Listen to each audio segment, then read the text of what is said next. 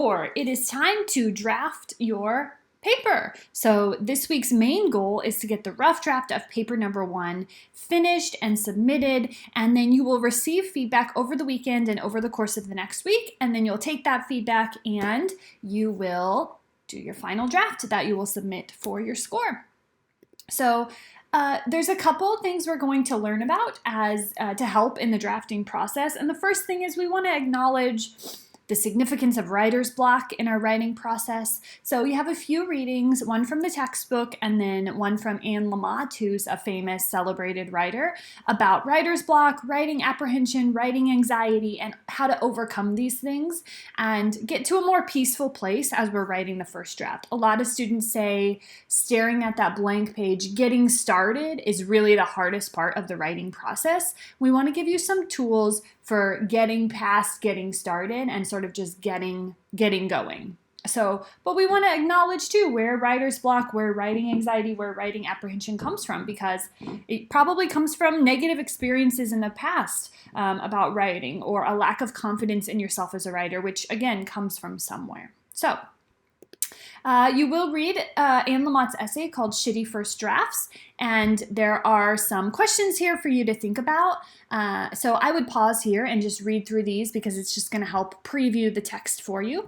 But she begins by saying a lot of people have misconceptions about writers and writing. And she says a lot of people think that writers, like professional writers or good writers, just sit down and they just hammer out excellence anytime they sit down. And she works right away in this essay to dispel that myth and say it's not really like that.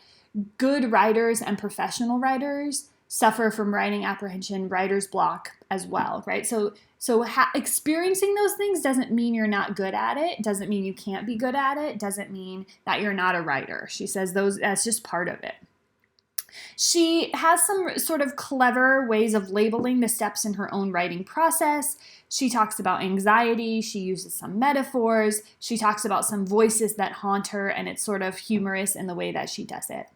But your discussion board for this week will ask you to think about some takeaways from this reading as well as from the textbook reading, and sort of talk and think about writer's block, writing apprehension, what the drafting process is like for you, and then what we can learn from each of these readings. So that's the first step, is sort of helping or trying to give some tools for getting over some of those mental roadblocks that our brains can put up for ourselves. One thing I want to mention too is that, Anne Lamott mentions the down draft, the up draft, the dental draft. Some people call the first draft a zero draft. So we can talk about, the textbook has some terminology, Anne Lamott has some terminology. One metaphor I like to use is, fixing a car terminology. So some students have the tendency towards perfectionism in their first draft, but that's not what the first draft is for. So it's like if you were trying to, you consider your first draft, it can be a wreck, right? It can be a wreck. It would be really silly to focus on fixing the paint before you had fixed the car itself, right? So when you are working on your final draft and your revisions and your editing, the goal is not to make the first draft perfect. You want to get the big stuff fixed and taken care of first as part of your drafting process. So we'll come back to this metaphor as we talk about revision, but I wanted to introduce it here too. We will also be talking about introductions and conclusions. So previously we talked about body paragraphs and structure and organization, and sort of just left off intros and conclusions. I actually don't like to talk about them first, even though the introduction comes first in the paper, because for a lot of students, you don't really know what you want to do with the intro until you know what the paper is going to do, right? So we usually start with thinking about the body paragraphs first. If you like to start with drafting the intro first, go for it. But if it's easier for you to start with a body paragraph and draft from there, that might be more helpful too.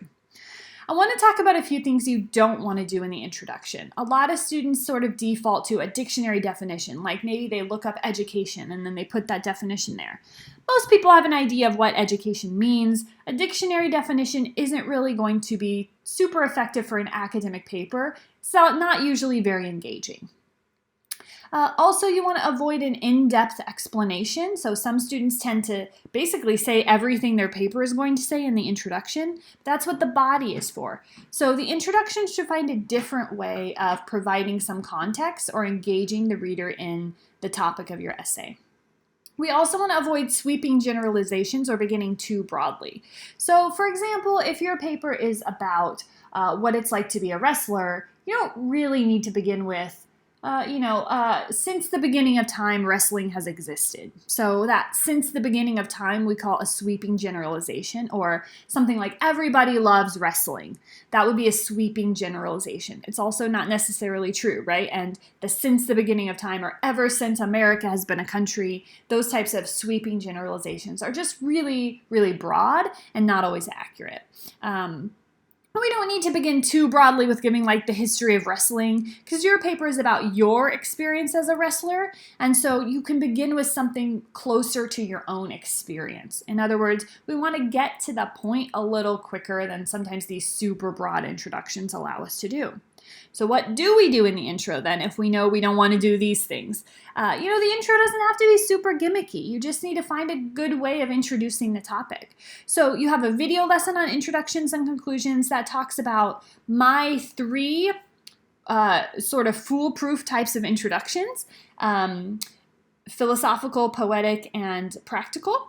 And every single intro in every single paper I've ever seen would fit into one of these 3 categories. And they're effective regardless of the type of paper. So you can think about which type of those introductions might work best for this particular paper. And then for the next paper, we'll come back to them as well. In conclusions then, a lot of students think in the conclusion you restate each main point you made in the essay. You don't need to do that, especially in a short paper like these are. We remember your main points. Yes, you want to sort of circle back to your overall point, but you don't need to relist every single thing. We also don't want to use a phrase like in conclusion, because it's sort of a cop-out, really. It's sort of cheating. We don't really need that phrase to know we're coming to the conclusion if you've done the conclusion well. So what do we do in the conclusion? Well, there's a conclusions video lesson for you that has some suggestions on what we do. The conclusion requires a lot of critical thinking because you want to think about who your audience is and what you want your audience to take away from the paper and get that into the conclusion. So the conclusion is a great place to get across your message for your audience and your purpose of your paper. And that should come through really, really strongly on these papers because we've been thinking about audience and purpose already. So who are you talking to and what do you want them to take away from your paper? You don't want to address them as you, so you don't want to say, here's my advice to you, but you could say, here's my advice to other female wrestlers, or here's what I would offer to other people in this type of situation.